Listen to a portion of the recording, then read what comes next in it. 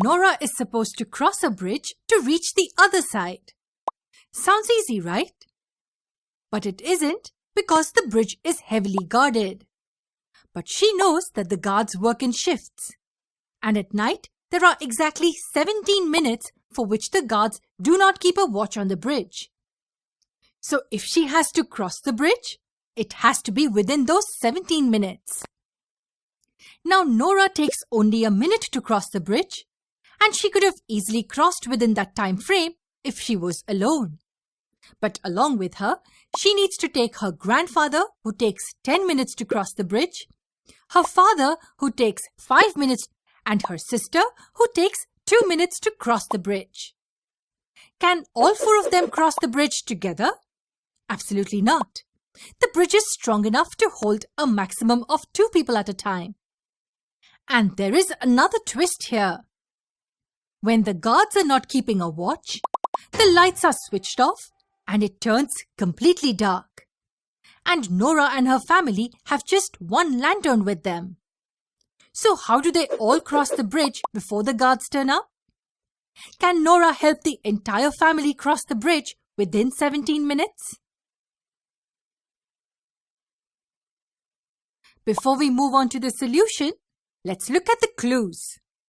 The first 3 clues are pretty easy to understand. What does the 4th clue tell us?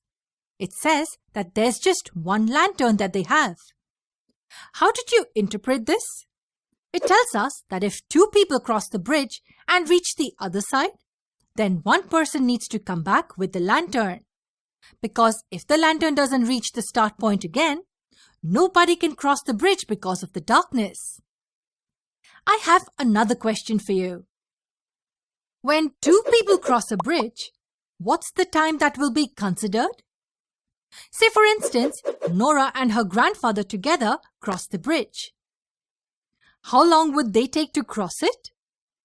What do you think? Here we make a basic and a logical assumption that people cannot increase their speed, but they can walk slower if need be. So Nora will walk slower to accompany her grandpa throughout. And the time taken by both of them to cross the bridge will be 10 minutes, which is the slower person's time taken. So when 2 people cross the bridge, the total time taken will be the time taken by the slower person. Okay, now that we've understood the clues, how do we approach this problem if we were in Nora's place?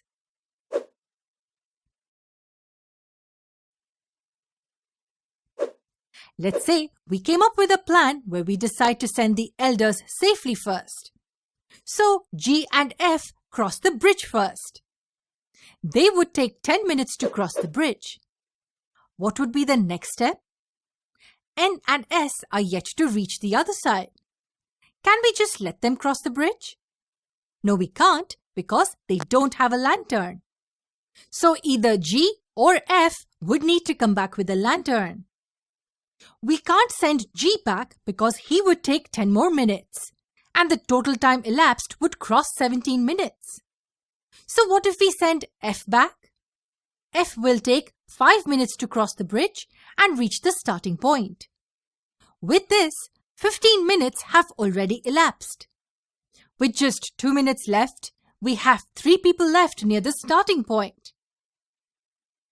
It's impossible to get everyone to the finish point with the time limit, right? Even though this doesn't work, it tells us something important. It tells us that G and F cannot be the first ones to cross the bridge together. Also, we know that one person needs to come back with the lantern. So to save time, we should make sure that the fastest or the second fastest ones should be the ones to come back with the lantern. N or S are the better choices to come back as compared to F or G. So what do we do now? Take a moment and think. Maybe we can come up with an alternative option where the slowest person of the family is made to go with the fastest person.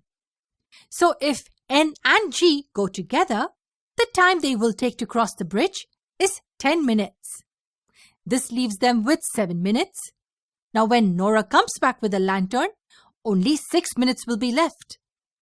Can N, S and F cross the bridge in 6 minutes given the conditions? Not possible. But this tells us that F and G have to travel together to save time. If they travel separately, they will lose 15 minutes for sure.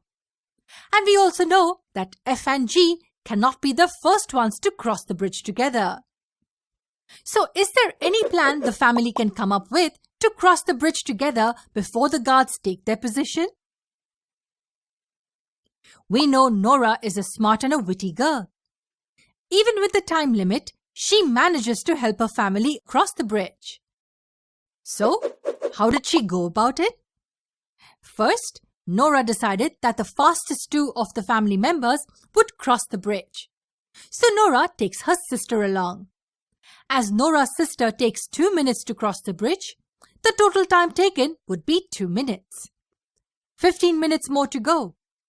What next? Well, one between them will need to come back with the lantern. So whom shall we choose?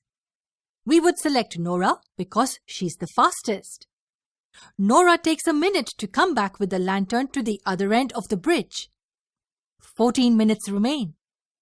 What next?